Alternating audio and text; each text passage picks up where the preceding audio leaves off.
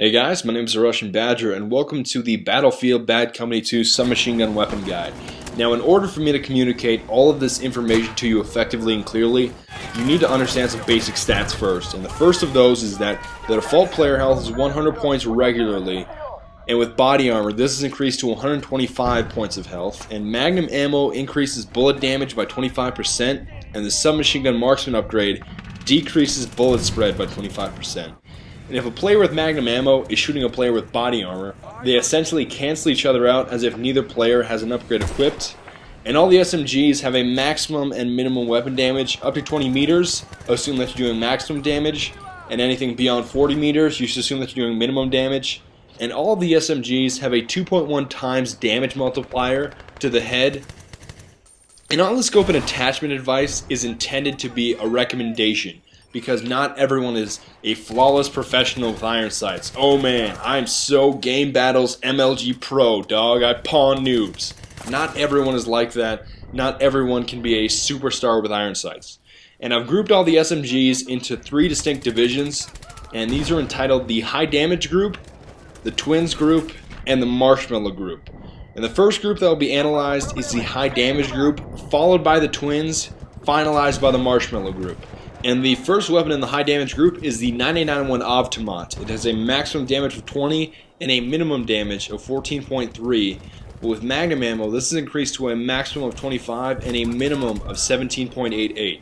It carries 20 rounds in a magazine, a rate of fire of 600 rounds per minute, and a reload time of 3.1 seconds. Now the small clip size and the low rate of fire of this weapon is balanced by a very high damage output. This makes this weapon excel at medium to long range, but it also makes it suffer at closer ranges versus other SMGs. So although you may outgun other weapons with higher rates of fire at longer ranges, you will most likely be outperformed in close quarters by weapons with higher rates of fire. So most definitely run magnum ammo because it makes a high damage weapon even deadlier. And be sure to use the ammunition upgrade or the ACOG scope depending on whether or not you play with a squad or whether or not you have access to ammo. But if ammo is in abundance, the ACOG scope can be superb at longer ranges. So it really depends. If you want to be cavalier with your ammo, go the ammunition upgrade. But if you do a lot more long range combat with the 991 Automat, definitely go with the ACOG scope. You will not be disappointed. The second weapon in the high damage group is the Scar L, or Scarl as many of you like to call it. It has a maximum and minimum damage of 20 and 12.5. With magnum ammo that's boosted up to a maximum of 25 and a minimum of 15.63. It has a capacity of 30 rounds, a rate of fire of 630 rounds per minute, and a reload time of 3.3 seconds. Now if I can tell you one overlaying thought about the Scar L, use it like an assault rifle. It has a very high damage and a 30 round magazine, much like many of the assault rifles. Now obviously magnum is the best choice here, but the attachment is open for discussion.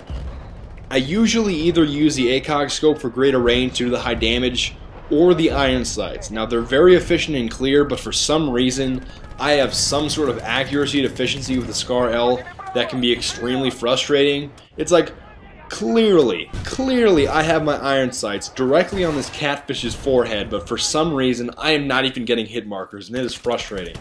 But in my personal opinion, if you really can't use the iron sights very well, go with the ACOG, because I feel like the red dot is a waste of time for some reason. If you're going to use the red dot, just use the iron sights, but I usually like to use the ACOG for some odd reason. Maybe my accuracy is just off, but I think we all know that the Scar L is just the uglier sister of the UMP-45, which is the third and final weapon of the high damage group.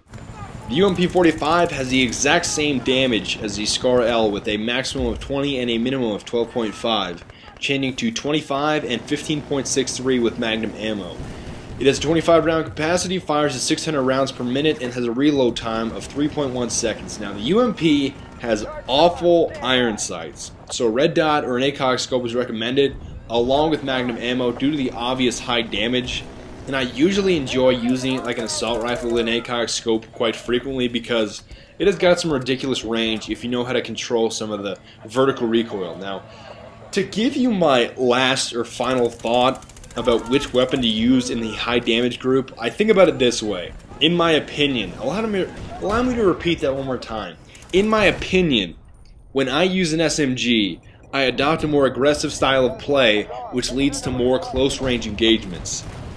Since all three of these weapons, the Avtomat, the Scar, and the UMP, all have the same close range damage and rate of fire, it may seem as if they're all equal, but close quarters for me inevitably means hipfire, and the UMP has the tightest hipfire spread of all three of these weapons.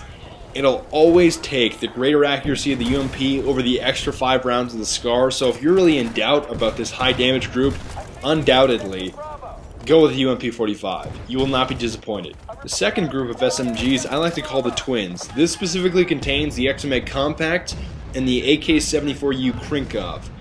And they're called the Twins because they're extremely similar to one another, but not perfectly identical, but very similar. Now the XMA Compact has a maximum and minimum damage of 16.7 and 11.2. With Magnum ammo, this is boosted up to a max of 20.88 and a minimum of 14. It has a capacity of 30 rounds, a reload time of 2.7 seconds, and a rate of fire of 750 rounds per minute. And much like the XMA prototype and LMG, if you can burst correctly at medium to long range, this weapon will reward you with so many headshots you will not be able to count them. And the medium rate of fire and impressive damage makes this very favorable at close range, and it also forces the weapon to be very versatile with a great reload time as well. And if you have any kind of apprehensiveness when it comes to using the XMA Compact, please rid it from your body because it has the highest damage per second output. Allow me to repeat that one more time. Times 2. It has the highest damage per second of all the SMGs, so don't be nervous when using it. And the second twin in this group is the AK-74U, or as I like to call it, the Krinkov. Well, that sounds more German than it does Russian. That's kind of awkward. Was hast du gesagt? Ich verstehe nicht. Ich weiß nicht. Es tut mir leid. Es tut mir leid. It has the same damage as the XMA Compact at 16.7 and 11.2, boosted at 20.88 and 14 with Magnum ammo. It has a 30 round capacity, a reload time of 3.2 seconds, and a rate of fire of 700 rounds per minute. I recommend the ammunition upgrade because with this weapon, the iron sights can be kind of awful, and for me personally, it leads to a lot of missed shots and stray bullets, especially at medium to long range.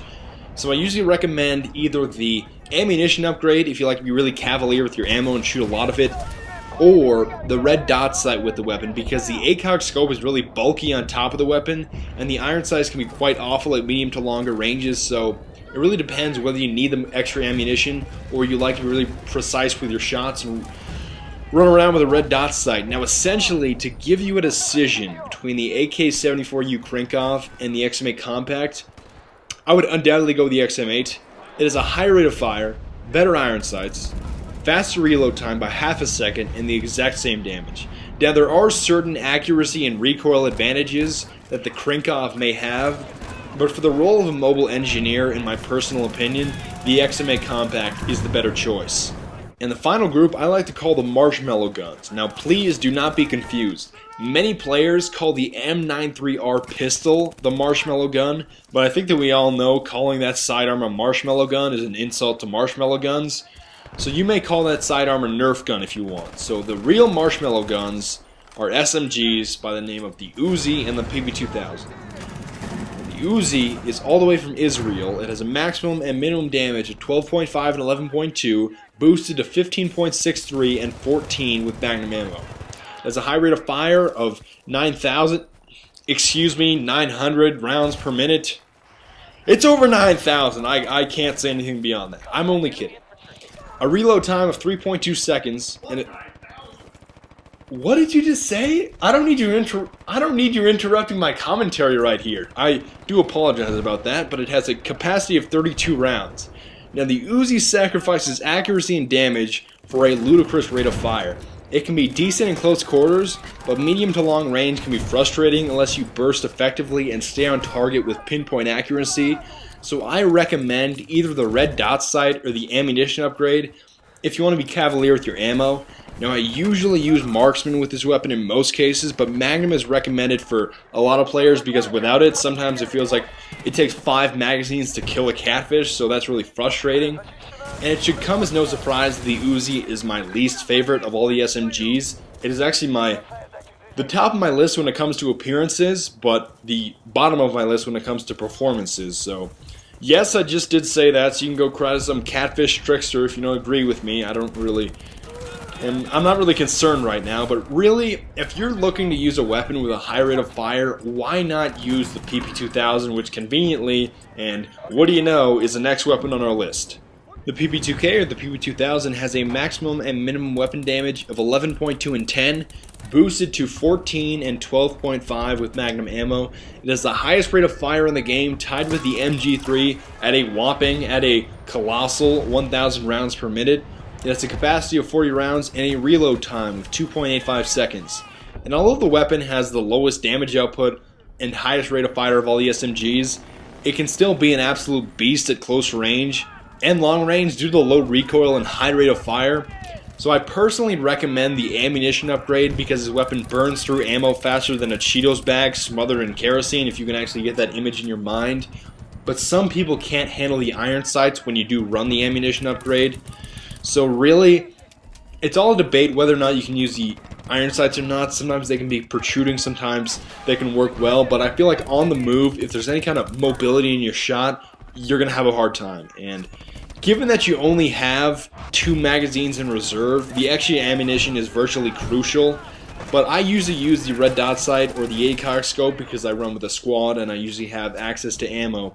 And the reason that I use the RDS or the ACOG with magnum ammo, because I enjoy being a slimy, grimy catfish trickster sometimes that can just counter snipe 50 cals, and I take great pride in that, and I laugh at those bush monsters that are just sitting there, just, don't look at me, I'm a bush, I'm on Isla Inocente sitting on the first island when I should be attacking the crates, but I'm just going to sit in this bush and pretend that I'm a bush.